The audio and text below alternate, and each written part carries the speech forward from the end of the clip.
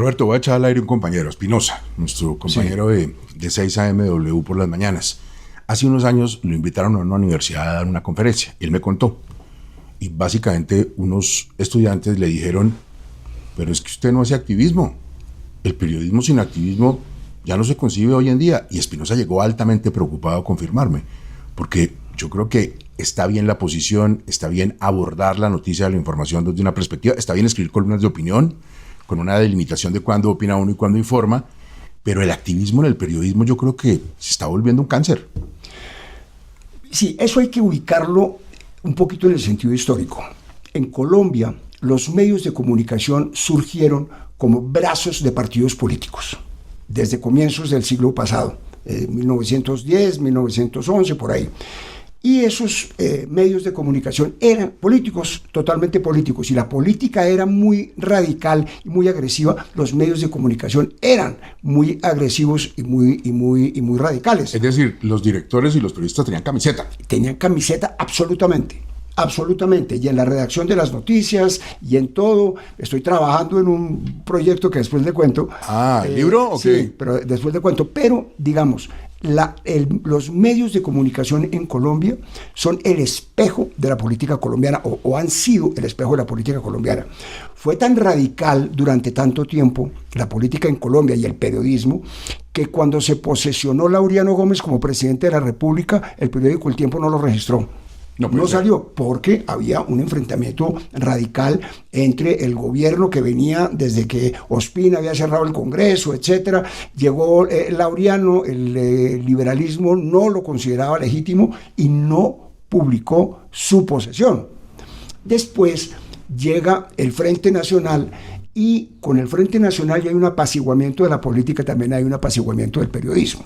Entonces el periodismo se vuelve menos radical, menos confrontacional, menos expresión de las ideas de unos partidos políticos, y al mismo tiempo viene la evolución mundial, viniendo sobre todo de Estados Unidos, de las redacciones de las noticias, la imparcialidad y la objetividad y tal. Entonces nosotros vivimos un periodismo que tenía que ver con la política, y ahora en algunos casos se está volviendo a que ciertos medios sean el reflejo de algunos sectores políticos o empresariales que prefieren, como lo han hecho en Estados Unidos, en el caso de Fox y otros, tener una postura política. En el caso de Caracol, por decirlo algo, nosotros somos un poquito herederos de esa evolución que tuvo el periodismo con respecto a la política, y nos consideramos y ejercemos como imparciales, como orientadores, como que no tomamos partido. Nuestro partido es el oyente, y ese oyente es el que merece respeto, y el respeto consiste en dar la información de la manera más ecuánime, más veraz y más sensata, y fuera de activismo como sea posible. Pero sin duda esa experiencia de Espinosa es un problema actual. Ahora también, así como cosas como el Frente Nacional influyeron en que cambiara esa relación de la política con el periodismo, el mundo digital también tiene que haber influido mucho en que los periodistas se sientan a veces como obligados a opinar, a juzgar, a señalar, a ponerse del lado de uno o del otro.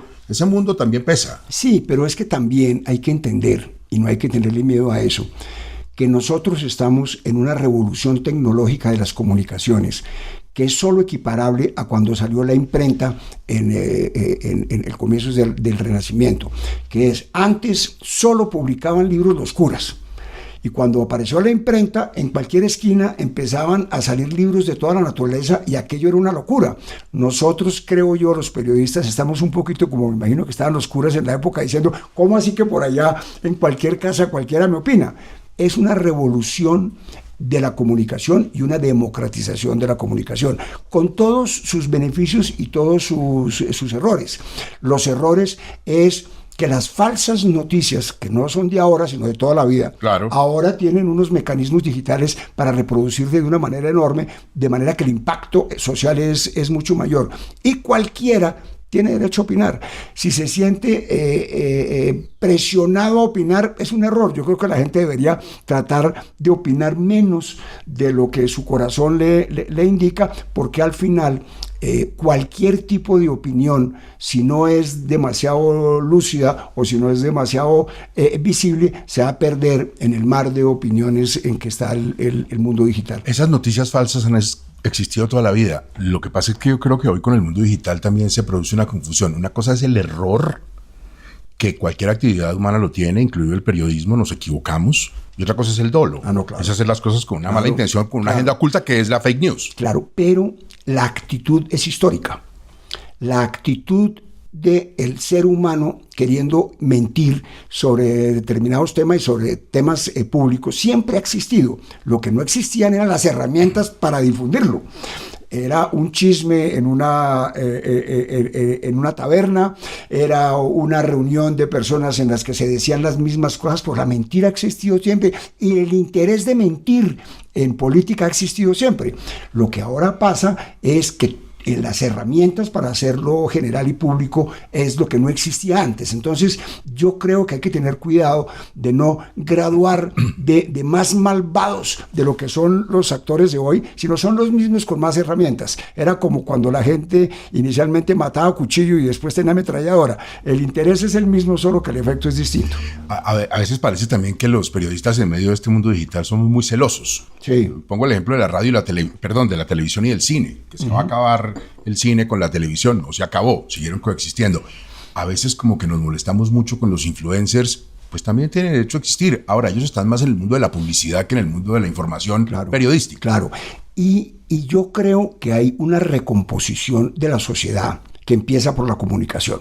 Los cambios en la comunicación históricos, cuando se inventó el lenguaje, cuando se inventó la escritura y cuando se inventó la imprenta, son el equivalente a cuando se masificó la comunicación en el mundo digital. Y arranca siempre por un cambio de comunicación y eso corresponde con un cambio de la sociedad, inclusive con un cambio del sistema de vida y del sistema político. Yo creo, pero eso ya es hablando tonterías, que los cambios en la comunicación van a generar un cambio absoluto en lo que hoy consideramos la democracia, los partidos y los valores, y tiene que haber una recomposición que posiblemente no alcancemos a ver nosotros.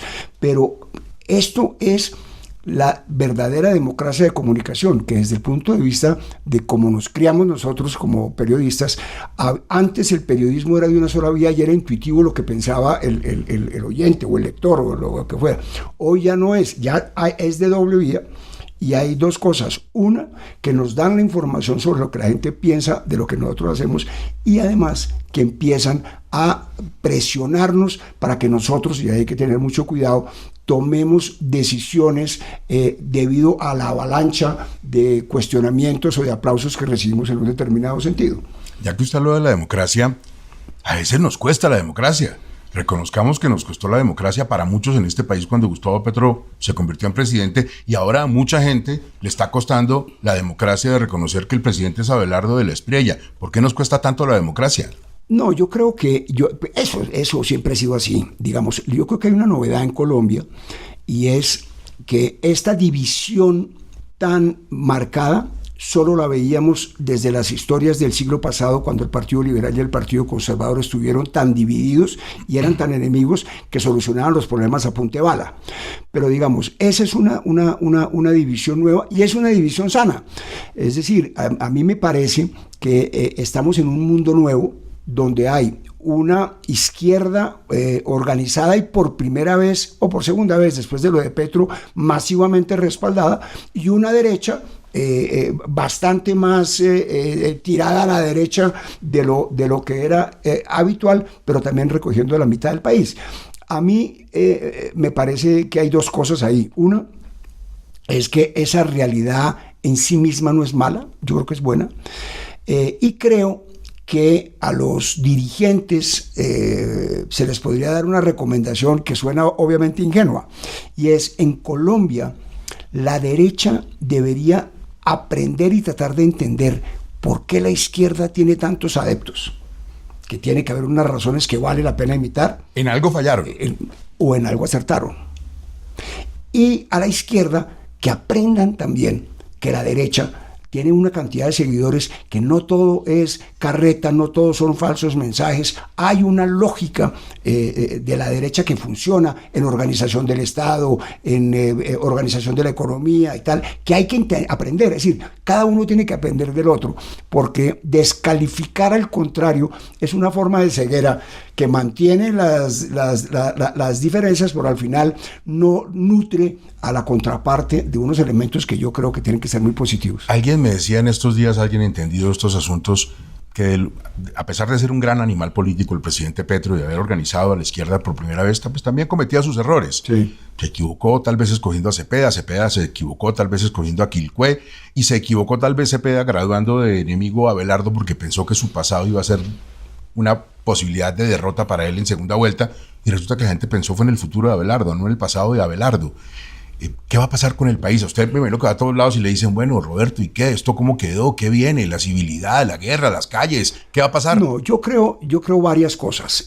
Yo creo que el ejercicio y el discurso del gobierno se va a atemperar un poquito, porque no estamos en campaña, de manera que las posiciones extremas se empiezan a moderar un poco. Inclusive el discurso del presidente electo la noche de la elección fue una cosa mucho más, tiene que gobernar para todos. Gobernar para todos quiere decir que el gobierno o el presidente tiene que poner sus antenas en la gente que perdió, pero no en los dirigentes, en el pueblo, y tratar de ver qué de lo que las razones por las cuales esa gente apoyaron a sus contradictores vale la pena seguir. Yo no creo que vaya a haber ningún acuerdo de cúpula como el que propone como el que propone Cepeda, que es el acuerdo nacional que propuso en campaña. Se va a poder hacer siendo la oposición con el gobierno, me parece imposible, pero el gobierno sí tiene que leer a la oposición para tratar de jugar de una manera mejor y más democrática. Roberto, es que los partidos y la dirigencia tradicional empezó a dejar de oír a la gente, y ese fue quizás el gran éxito de Petro, que volvió a escuchar a la gente, que volvió a oírlos, mientras que la dirigencia estaba muy como una cosa endogámica. Sí, es decir, acá hay un discurso de izquierda ideológico y unos resultados que ya se buscará si fueron buenos, regulares o malos, que jugaron un papel muy importante en el fortalecimiento de la izquierda, que es el gran fenómeno político. Es decir, aparte de que un outsider como De la Espriella haya ganado, que es un fenómeno político totalmente novedoso, aunque el del ingeniero Rodolfo hace 4 años tenía algo parecido, pero yo creo que aquí va a haber unas cosas nuevas. Yo creo que va a haber una presencia de los Estados Unidos muchísimo más intensa de lo que hemos visto. Tal vez esto pueda parecerse a lo que pasó cuando la segunda parte de Andrés Pastrana, cuando puso el Plan Colombia y vinieron los gringos con Clinton a reformular las tesis y las herramientas de seguridad en Colombia con el Plan Colombia, y con el resultado posterior de eso, que fue el gobierno fuerte, de mano dura, de Álvaro Uribe. Yo creo que vamos a ver algo similar, con algunas cosas que pueden resultar muy sorprendentes y muy fuertes, como por ejemplo el caso de lo que sucedió en Venezuela con el jefe del Tren de Aragua. Es posible que nosotros empecemos a ver aquí unos escenarios militares con una presencia norteamericana mucho más intensa y mucho más con los brazos mucho más abiertos por parte del gobierno de lo que hemos estado acostumbrados a ver.